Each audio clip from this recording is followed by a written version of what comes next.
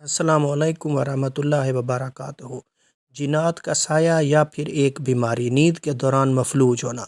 ایک رات دوران نیند میں نے محسوس کیا کہ میرے سینے پر کوئی بھاری مخلوق چڑھ کر مجھے دبوچ رہی ہے۔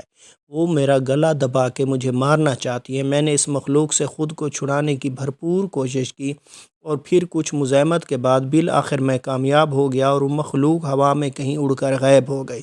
میں نے اپنی آنکھیں کھولیں لیکن اس وقت تک میرا جسم مفلوج ہو چکا تھا جس سے میں نے مزاحمت کی۔ کیا وہ بھوت کا سایہ تھا یا محض ڈراؤنا خواب یا پھر کچھ اور؟ بہت سے لوگوں کو دوران نیند کچھ ایسی مزاحمت کرنی پڑتی ہے اور انہیں اپنا جسم مکمل مفلوج محسوس ہوتا ہے۔ اس کیفیت کے دوران ان کے جسم کے تمام مسلز حرکت کرنا چھوڑ دیتے ہیں اور مفلوج ہو جاتے ہیں۔ اس کے علاوہ اکثر لوگوں کو دوران نیند اپنے سینے پر بہت بھاری پن محسوس ہونے لگتا ہے اور بستر سے اٹھنے کی ہمت تک نہیں ہوتی۔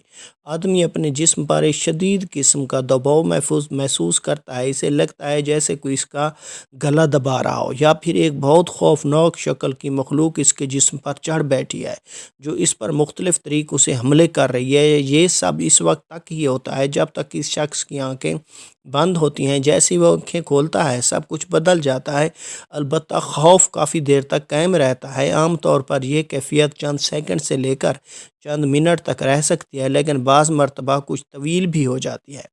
اس کیفیت کو عام لوگ متاثرہ شخص پر جنات کا اثر سمجھتے ہیں لیکن در حقیقت یہ ایک بیماری ہے جسے انگریزی میں سلیپ پیرالائزز کہتے ہیں۔ یہ دوران نیند ایک انتہائی خوفناک قسم کا تجربہ ہوتا ہے۔ اس عمل کے دوران انسان خود کو ہوش میں تو محسوس کرتا ہے مگر حرکت نہیں کر پاتا۔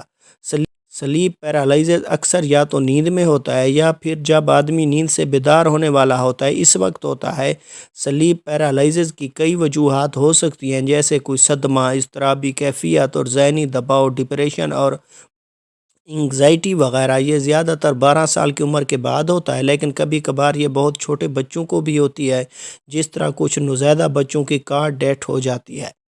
دوران نیند انسانی جسم مختلف مراحل سے گزرتا ہے۔ نیند کے ان مراحل میں ایک مرحلہ REM کہلاتا ہے جس میں تقریباً 1.5 سے 2 گھنٹے کے بعد خواب آنا شروع ہو جاتے ہیں۔ اس عمل کے دوران آدمی بے حس و حرکت پڑا رہتا ہے اور اپنے دماغ میں ہونے والے واقعات کو دیکھ رہا ہوتا ہے۔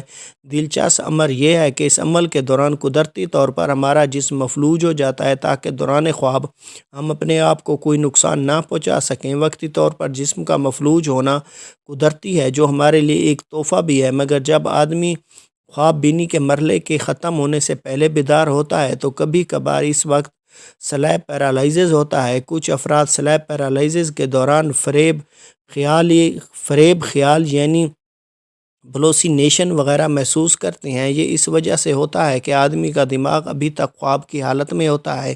انسان اس کیفیت میں عجیب و غریب شکلیں وغیرہ دیکھتا ہے یا عجیب و غریب مخلوق کو اپنے گرد اپنے کمرے میں محسوس کرتا ہے یا اپنے جسم پہ کوئی عجیب و غریب مخلوق بیٹھی ہوئی محسوس کرتا ہے۔ اسے لگتا ہے کہ وہ مخلوق اس کا گلا دبا رہی ہوتی ہے یا اس کے جسم کو زور سے جکڑ رہی ہے۔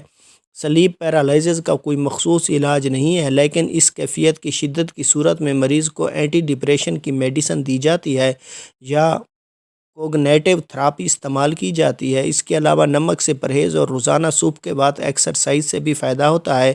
سلیپ پیرالائزز زیادہ تر اس وقت ہوتا ہے جب آپ سیدھے سوئے ہوں، لہٰذا کروٹ کے بل سونے سے بھی اس پر کنٹرول کیا جا سکتا ہے۔ سدا خوش رہیں، سلامت رہیں، والسلام۔